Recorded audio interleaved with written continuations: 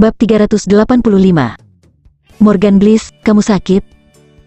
Aurora Bliss merasa sedikit pusing setelah minum air, tetapi dia tidak tahu itu reaksi dari dibius. Dia pikir itu karena dia tidak tidur nyenyak tadi malam, dan dia terlalu banyak bekerja, jadi dia pusing.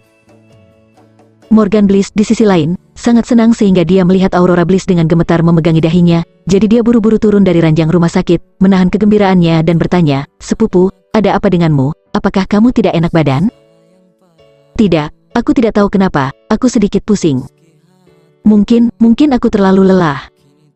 Aurora Bliss berbicara sebentar-sebentar, dan pikirannya bingung juga sedikit linglung. Di atas meja kecil, diperkirakan dia ingin istirahat. "Hehe, tentu saja." Morgan Bliss tersenyum bangga, menepuk bahunya, dan berkata, "Sepupu, lihat ke atas dan lihat mataku." Aurora Bliss menggelengkan kepalanya, terlihat sangat mengantuk sepertinya dia hanya berbaring di meja dan tidak ingin melihat ke atas. Morgan Bliss menjadi lebih percaya diri, dan mengangkat kepala Aurora Bliss langsung dengan tangannya, lalu menatap matanya, dan berkata dengan suara yang sangat rendah, "Sepupu, lihat mataku, lihat siapa aku." Aurora Bliss bergidik ketika dia melihat matanya menatapnya dengan tatapan yang sangat aneh, merasa bahwa kepalanya tiba-tiba menjadi jauh lebih terjaga. "Morgan, apa yang ingin kamu lakukan?" Aurora Bliss sedikit linglung dan berkeringat dingin. Morgan Bliss terus menatap matanya, seperti pesulap yang terhipnotis, tangannya bergerak seperti ombak, dan berkata dengan lembut, "Aku ingin kamu segera mendapatkan kontrak transfer ekuitas, lalu tanda tangani namamu, dan taruh semua transfer sahamnya. Perusahaan untukku." Morgan Bliss melakukan ini karena kakak laki-laki tertua dari keluarga Duran, secara pribadi mengatakan kepadanya bahwa obat rahasia untuk menyakiti jiwa harmoni, dapat memiliki efek hipnosis. Mereka yang terpapar akan menuruti semua orang yang ada di depannya pada saat pertama, seperti boneka yang sedang dimanipulasi. Pada saat ini, Morgan Bliss yakin bahwa Aurora Bliss sedang kesurupan. Tapi yang tidak diketahui Morgan Bliss adalah bahwa ketiga Duran bersaudara berjas hitam sebenarnya berbohong padanya. Obatnya, jiwa harmoni, tidak akan memiliki efek hipnotis sama sekali. Ketiga jas hitam itu hanya ingin menggunakan Morgan Bliss untuk membius Aurora Bliss untuk membunuh Kenzie secara tidak langsung. Adapun efek obat apa yang sebenarnya dimiliki jiwa harmoni, mereka tidak akan menunjukkannya di sini, tetapi akan membicarakannya nanti. Setelah Aurora Bliss berkeringat dingin, kewarasannya pulih pada saat ini. Melihat mata Morgan Bliss menjadi sangat aneh dan tangannya membuat gerakan yang tidak dapat dijelaskan seperti mendorong ombak, Aurora Bliss tidak bisa menahan perasaan bergidik di hatinya. "Morgan, apa yang kamu coba lakukan? Kamu yang sekarang membuatku merasa sangat takut."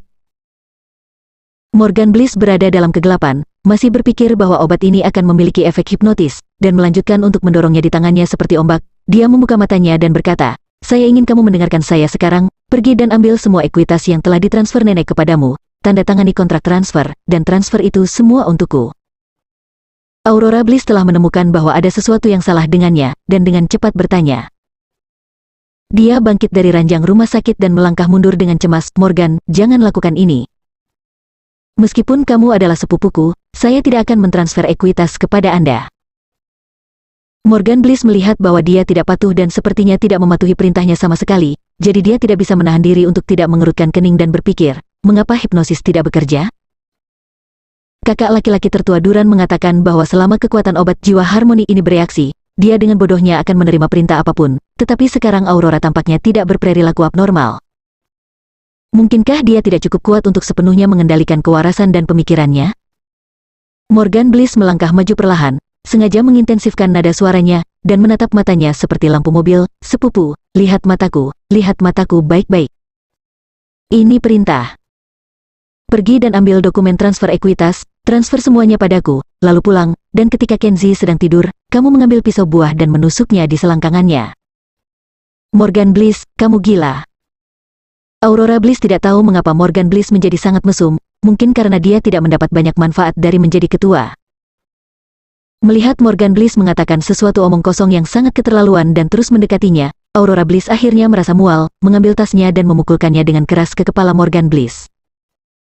"Aduh." Morgan Bliss menutupi kepalanya dan menangis. "Pelacur, kamu berani tidak mendengarkanku dan berani memukuliku? Morgan Bliss, kamu mesum? Aurora Bliss tidak hanya memukul kepalanya dengan tas, tetapi juga dia menendang betisnya dengan keras dengan sepatu hak tinggi. Morgan Bliss menjerit kesakitan, dan melompat-lompat di bangsal sambil memegangi betisnya. Morgan Bliss, berhentilah berhayal. Kamu baru sembuh dari penyakitmu, aku pergi. Aurora Bliss berbalik dan pergi dengan marah. Dia benar-benar tidak bisa mengetahuinya, hanya karena dia tidak menjadi ketua. Morgan Bliss sangat bersemangat sehingga dia menjadi gila. Untuk benar-benar menyerahkan saham dan menggunakan pisau buah untuk berurusan dengan Kenzie. Ini benar-benar penyakit otak. Kembalilah, kembali untukku. Di bangsal, Morgan Bliss bergegas keluar dan berteriak dengan enggan. Tapi Aurora Bliss mengabaikannya dan menghilang ke dalam lift dengan pinggang terpelintir. Melihatnya pergi, Morgan Bliss sangat marah. Kembali di bangsal, Morgan Bliss mulai menjatuhkan barang-barang lagi. Dia menghancurkan gelasnya berkeping-keping, lalu menunjuk keluar jendela dan memarahi, "Pembohong, kalian semua pembohong. Omong kosong apa, itu tidak berpengaruh sama sekali, kalian tiga bajingan, kalian semua pembohong yang tak tahu malu." Morgan Bliss akhirnya menyadari bahwa dia mungkin telah ditipu, dan gemetar karena marah, dia terus mengumpat di sana. Hehe, babi. Morgan Bliss marah di bangsal.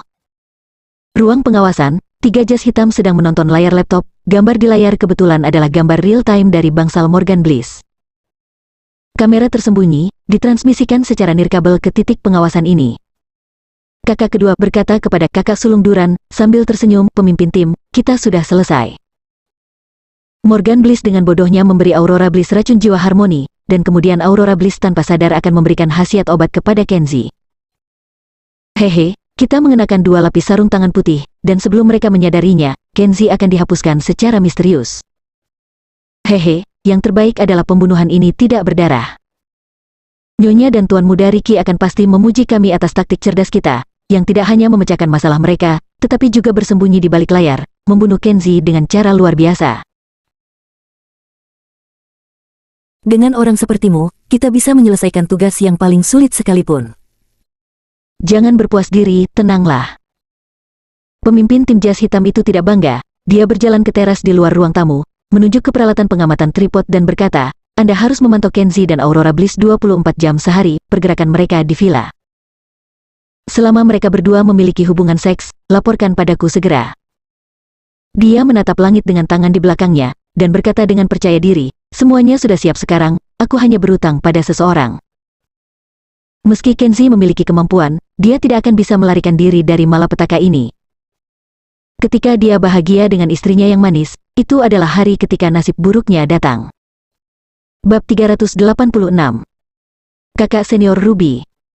Saat senja, Kenzie tiba di Universitas Wakanda, yang terletak di kota universitas. Melihat waktu, sudah jam 6. Kenzie memperkirakan bahwa kakak perempuan Aurora Bliss mungkin sedang tidak bekerja. Kenzie mempercepat langkahnya dan datang ke kantor 302 sebuah gedung pengajaran. Dia kebetulan bertemu dengan seorang wanita cantik dewasa yang berusia sekitar 27 atau 28 tahun dan keluar dari kantor. Nona muda yang cantik ini memiliki pesona seorang wanita dewasa, dengan kulit seputih salju dan fitur wajah yang halus. Dia mengenakan kemeja putih biasa dan rok hitam, yang menggambarkan sosoknya yang sangat dewasa dan baik, terutama payudaranya sangat montok. Orang-orang percaya bahwa kemanapun dia pergi, dia akan menarik perhatian banyak pria. "Halo, apakah Anda guru Lilia Ruby?" Kenzie mendengar Aurora Bliss berkata bahwa kakak perempuannya 3 tahun lebih tua darinya. Dia dulunya adalah gadis cantik dan berbakat yang terkenal di universitas. Kenzie melihat nona muda yang cantik itu seumuran dengannya. Dia juga terlihat sangat cantik. Diperkirakan guru yang bernama Lilia itu adalah dia. "Itu benar, aku." "Apakah kamu kekasih Aurora, Kenzie?" Lilia Ruby memandang Kenzie, sikapnya tidak antusias, memberi orang perasaan dingin dan tidak dapat diakses. Ketika Lilia Ruby menentukan bahwa pria di depannya adalah Kenzie, sikapnya terhadap Kenzie tidak seperti temannya, tetapi bahkan lebih acuh tak acuh. "Saya ingat saya memberitahu Aurora bahwa Anda harus tiba sebelum bekerja. Tetapi Anda sangat tidak tepat waktu, saya menunggu Anda selama setengah jam." Kenzie dapat melihat bahwa ketidakpedulian Lilia Ruby matanya cukup mencela, dan dia menghela nafas, tetapi tidak mengatakan apa-apa. Sopir, Paman Lihu, yang baru saja membawanya ke sini, bergesekan dengan kendaraan lain di jembatan. Kenzi berlari sepanjang jembatan, dan kemudian menemukan taksi untuk bergegas. Namun, tidak ada artinya untuk menjelaskan hal-hal ini, dan Kenzi tidak akan menemukan alasan untuk dirinya sendiri. Ikutlah denganku dan berikan resumemu. Kata-kata Lilia Ruby singkat dan tanpa kesopanan ekstra. Dia membawa Kenzi ke kantor dan menjalani prosedur penerimaan Kenzi. Resume Kenzi sangat jelek. Dia tidak memiliki pendidikan tingkat tinggi dan tidak memiliki pengalaman profesional. Resume hanya mencatat latar belakang keluarga yang sederhana dan hubungan sosial yang sederhana. Lilia Ruby tidak peduli, dan setelah melirik sebentar, dia mengetuk keyboard dan memasukkan informasi Kenzi ke komputer. Faktanya, Lilia Ruby cukup jelas tentang situasi dasar Kenzi ketika Kenzi pertama kali menikahi Aurora Bliss 3 tahun lalu. Lilia Ruby sudah tahu bahwa di bawah tekanan kakeknya, mantan adik perempuannya Aurora Bliss telah menemukan seorang pria yang sangat lusuh yang mendirikan warung pinggir jalan. Sebagai kakak perempuan Aurora Bliss, meskipun Lilia Ruby memperlakukan Kenzi dengan acuh tak acuh, dia sangat teliti tentang masalah yang dipercayakan oleh Aurora Bliss. Dia membawa Kenzi ke asrama tunggal untuk anggota fakultas, melihat ke kiri dan ke kanan, dan menyerahkan kunci pintu kepada Kenzi. Awalnya, saya ingin menempatkan Anda di asrama kolektif siswa, tetapi kemudian saya mengingat bahwa Aurora Bliss berkata agar saya dapat memberi Anda lebih banyak bimbingan dan membantu Anda dengan penelitian sesegera mungkin, jadi saya akan mengatur agar Anda tinggal di sini. Asrama saya di sebelah. Jika Anda memiliki masalah akademis, Anda bisa datang kepada saya tepat waktu. Terima kasih, Nona Ruby. Kenzi dapat melihat bahwa meskipun Lilia Ruby ini merasa dingin kepada orang lain, dia sangat baik dalam apa yang dia lakukan untuk membantu orang lain. Keduanya keluar dari asrama, dan hari sudah gelap. Kenzi ingin mengundangnya untuk makan, tetapi Lilia Ruby menolak dengan ringan. Kenzi memperhatikannya membawa piring dan berjalan ke kafetaria sendirian, dan hanya bisa memberi pandangan dengan senyum kecut. Kembali ke rumah, Aurora Bliss sudah mandi dan berjongkok di depan lemari, mengemasi pakaian Kenzi untuk dibawa ke kampus besok. Kenzi melihatnya dan datang untuk membantu, mengambil kesempatan untuk mengatakan, kakak perempuanmu Lilia Ruby tampak sangat dingin, dan rasanya aneh. Saya ingat Anda pernah bercerita tentang dia sebelumnya. Anda mengatakan bahwa kakak senior Ruby adalah salah satu saudari senior yang masuk kelas atas di kelompok bunga perguruan tinggi Anda sebelumnya. Mengapa saya merasa dia hidup seperti tidak terlalu bagus, tinggal di asrama sendiri dan makan sendirian di kafetaria, sepertinya kesepian. Aurora Bliss merasa menyesal setelah mendengar ini, dan menghela nafas pelan. Cerita senior Sister Lilia adalah cerita yang panjang. Singkatnya, hidupnya pahit karena dihancurkan bajingan. Apa maksudmu? Kenzi bertanya. Kakak senior Lilia memiliki kehidupan yang sangat baik, dia cantik, dan karirnya sangat sukses, tetapi sayangnya dia tidak tahu, dia menikahi dengan wajah putih kecil. Meskipun dia akhirnya bercerai, keluarganya juga hancur. Aurora Bliss berhenti sejenak, dan membuat kalimat penutup, ini benar-benar tidak mudah bagi kami wanita, terutama wanita cantik. Ketika memilih pria, harus tetap membuka mata dan berhati-hati.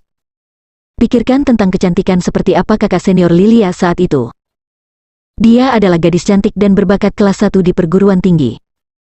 Setelah lulus, dia bekerja sebagai konsultan senior di beberapa perusahaan besar seperti Wall Street dan Tokyo. Kemudian, karena cinta, dia kembali mengajar di XXX. Saya tidak menyangka akan dibuat seperti ini oleh wajah putih kecil. Setelah mengatakan itu, Aurora Bliss menghela nafas lagi.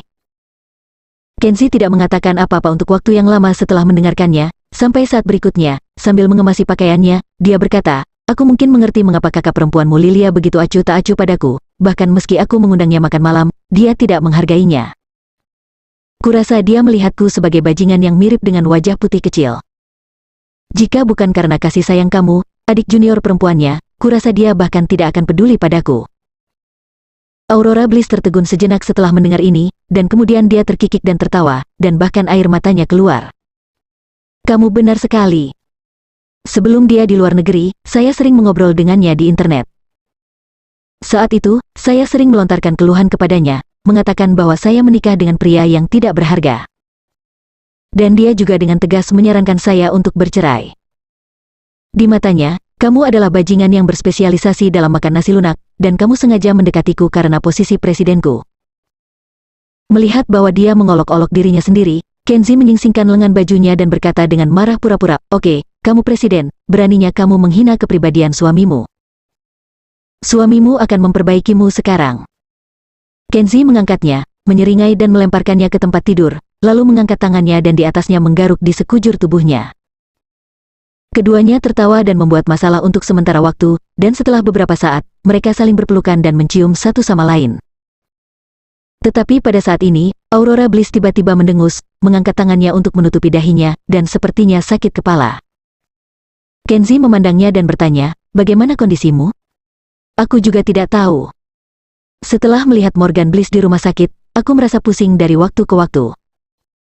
Aku tidak tahu apakah aku sangat pusing karena lelah akhir-akhir ini." Aurora Bliss pusing dan pipinya memerah, seperti mabuk, sepertinya tidak normal. "Singkirkan tanganmu dan biarkan aku memeriksa." Kenzi mengambil tangannya dan menatap wajahnya dengan hati-hati. Ketika dia mulai mengamati pupil Aurora Bliss, rasa dingin perlahan muncul di hati Kenzi.